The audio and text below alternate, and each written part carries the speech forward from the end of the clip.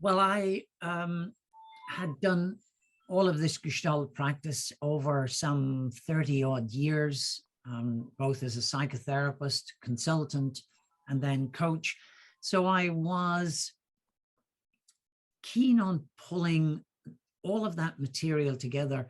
Uh, and I had realized that a lot of the Gestalt texts out there are very much focused on counseling and psychotherapy, and described it in quite a level of complexity that is actually appropriate when you're working in mental health conditions.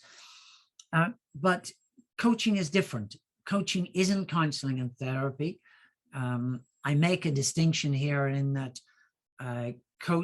therapy is about healing the wounds of the past. We go back to try and sort out those difficult experiences so that we are freer in today's world.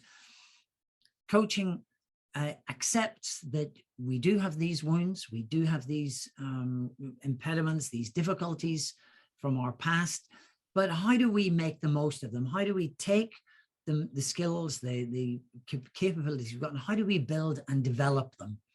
And this is where Gestalt becomes into its own. So I had all of this knowledge, all of this experience, and really wanted to write a book that made Gestalt accessible to coaches, to people that were never going to be counselors and psychotherapists. They wanted to access some of the skills and the key practices that are central to Gestalt.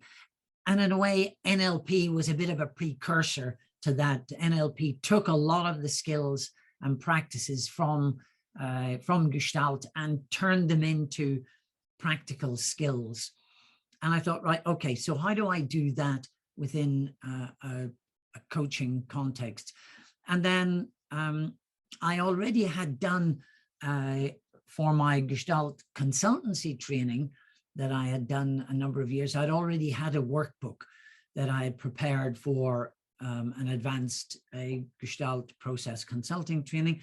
And along with a colleague, Melanie Allen, I looked at converting that now into a text, and that grew and grew and grew. And through a number of iterations and a number of stops and starts, I'd also done my master's in Gestalt and coaching, primarily in coaching.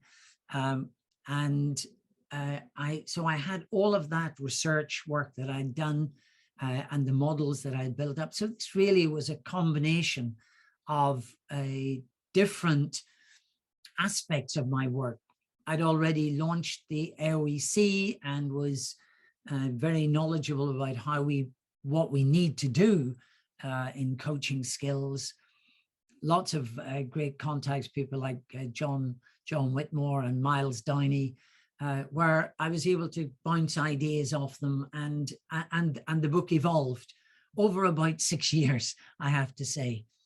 And I was delighted in 2018, end of 2018, beginning of 2019, when I finally launched the book. And I'm delighted to say people have found it very practical and useful. So I talk about the theory, I give case examples, and I give some practice exercises that you can do with your client. So it's really a combination of a personal journey and developing some skills for practicing as a coach.